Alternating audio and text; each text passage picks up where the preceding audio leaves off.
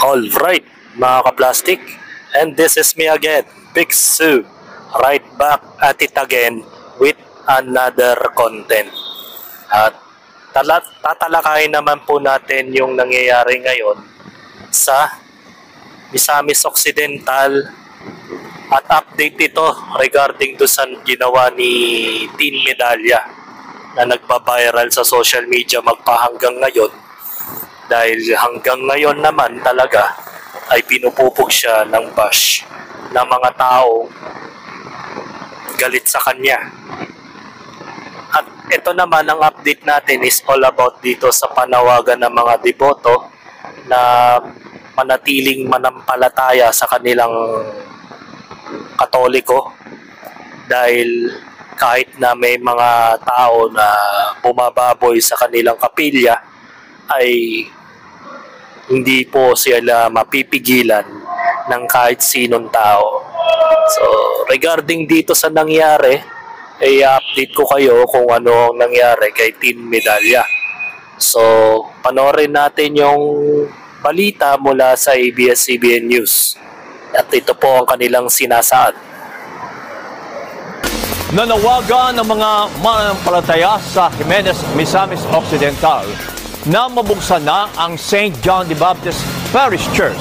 Ito'y matapos na pansamantalang ipasara ang naturang simbahan dahilan nga sa insidente na sinasabing paglapastangan. Nagpapatrol, Israel Malasa. Sarado pa rin no?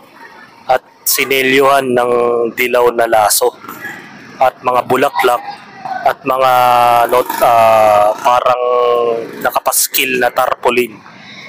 At sa labas sila nagseremonya, mga kaplastik.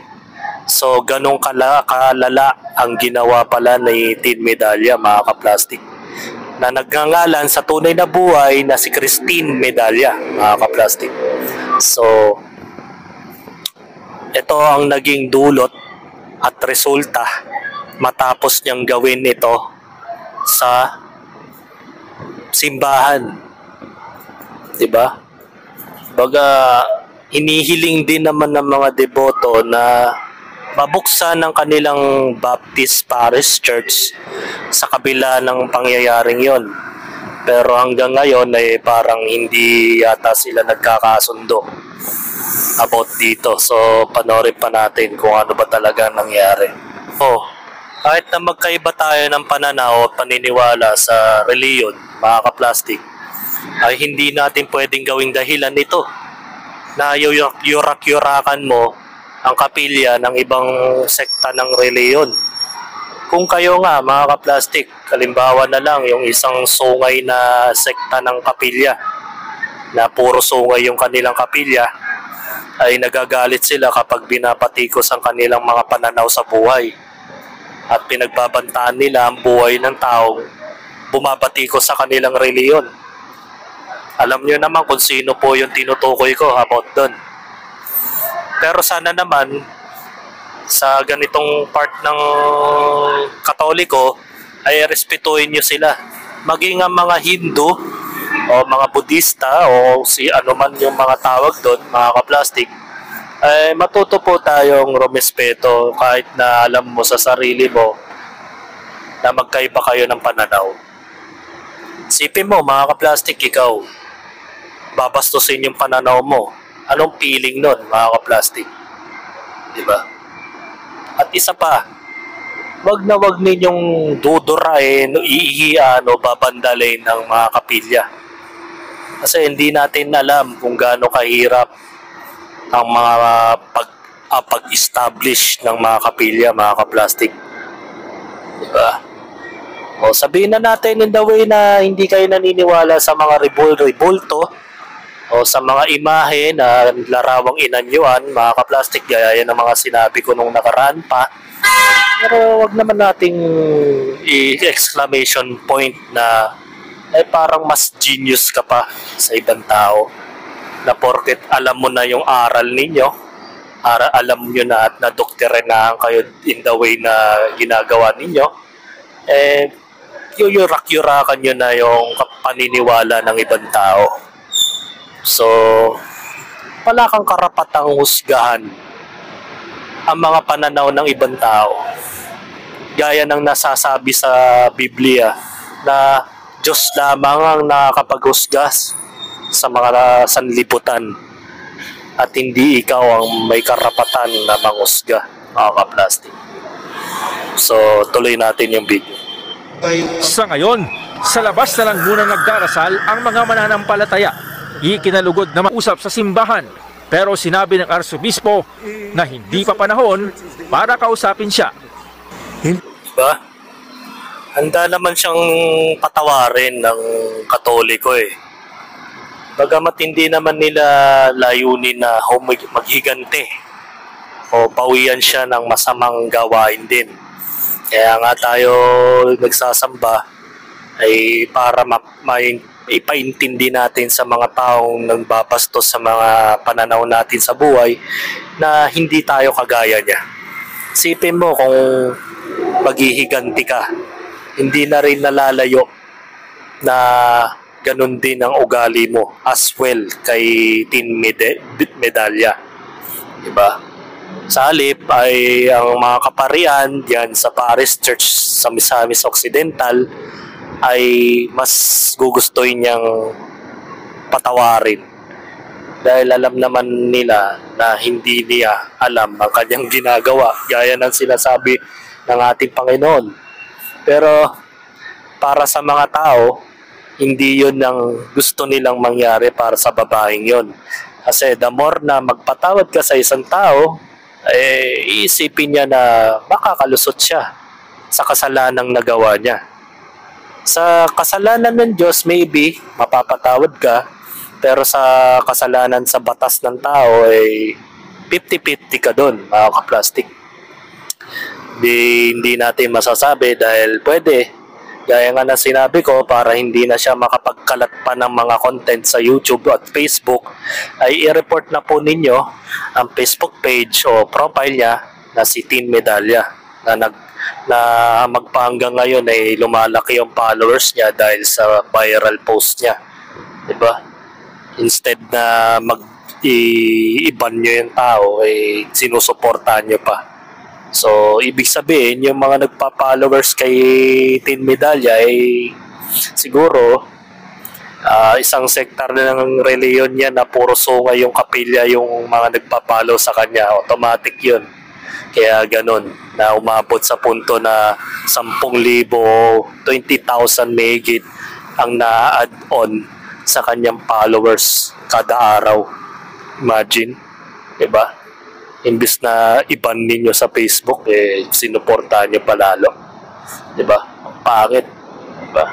Pero ganun pa man, handa naman magpatawad ang Iglesia Katoliko sa ginawa niya, pero hindi pa rin mawawala yung bahid ng pambababoy niya sa ginawa niya after nun.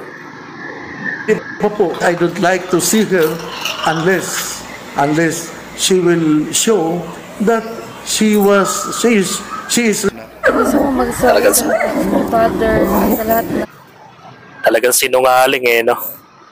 At talagang ginigit niya talaga na hindi siya dumura doon. Yan ang isa sa mga kinaiinis ng tao. Hindi siya nagre-repent, mga kaplastic. Hindi siya nagmaamin. Talagang pinaninindigan niya na hindi talaga siya dumura. Kahit paulit-ulit na nating i-play yung video na yon, yung footage na yon, nakitang-kita naman talaga ng mga netizens. At ang pangit pa dito, mga kaplastic, makikita nyo sa caption na Teresa ang pangalan niya. At iniba pa ng ABS-CBN, mga kaplastic. Para ano? Para protektahan ng mga kagaya niya na gumagawa ng mali. Ganito na ba talaga sa Pilipinas kapag kriminal, pinoprotektahan? Ha? Bakit iibay mo yung pangalan? At i-blurred mo pa yung mukha, exposed na siya sa social media. Kitang-kita ng tao. Talagang iginigit niya. Ba't ka magsosorry kung hindi ka magre-repent? Diba most probably na ginagawa ng isang tao ay humingi ng tawad. Bago humingi ng tawad ay umamin siya sa mga kasalanang ginawa niya. Pero hindi niya talaga deserve ang kapatawaran, mga kaplastik. Marahil sa Diyos, sabihin na natin baka sa mata ng Diyos patawarin ka, pero sa mata ng tao, maybe, hindi natin masasabi. Pero kung ganyan, na ginigit mo sa sarili mo na hindi ka tumura, alam naman ng Diyos yan kung ano yung ginawa mo. Diba? At itinago mo pa yung pangalan mo sa pangalan Teresa. Grabe talaga yung mga media, no? Tagapagtanggol ng mga kriminal, tagapagtanggol ng mga masasamang nilalang. Gagawin, i-blurred yung mukha, tapos iibayin yung pangalan para hindi na makilala. What the heck? Israel Malasa, ABS-CBN News. Talagang ang mako-comment na naman dito sa comment section dito sa aking Facebook page ay talagang sasabihin ng mga netizens makapal ang mukha mo Talagang pinanindigan mo na hindi ka talaga dumura at hindi ka talaga aamin. Sa bagay, nakita ko naman yung mga videos mo sa iyong profile account na hindi naman talaga magaganda yung mga bini-videos mo. At karamihan doon puro kalaswaan, di ba?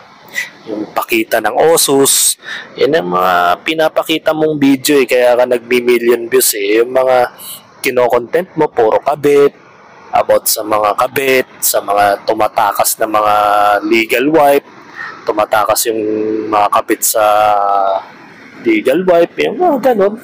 Yun yung mga karaniwang mapapanood mo sa videos niya which is walang laman. Nag-aksaya ka lang ng data, ng oras, at pinaliit mo lang yung utak mo, naging brain rot yung utak mo dahil sa kakapanood ng mga ganitong klaseng content creator, mga kaplastic. So, wala That's knowing to people need to repent and then sorry. At hindi namin kailangan yung paliwanag mo. Baga nagpapa-victim card ka talaga na ayaw mo talagang umamin. So hindi pa rin mababago ang pagtingin sa iyo ng mga netizens. The rest, hoping baka 2 days from now ay mawala na yung Facebook page mo. Hanggang dito na lang ang aking opinion, and this is me again, Big Stu, lagi nagsasabing ang mga plastic ay matagal mabulok dahil mga plastic ay toxic. Kaya, what's up mga ka-plastic? And this is Kambid, commentary video ng video live stream. Signing out. Alright. Mga ka-plastic, kung nagustuhan nyo ang aking video, isubscribe nyo lang ang aking channel. At the same time, i-hit nyo rin ang notification bell at yung all para ma-notify kayo sa aking susunod ko pang video sa aking YouTube channel. Maraming salamat po mga ka-plastic.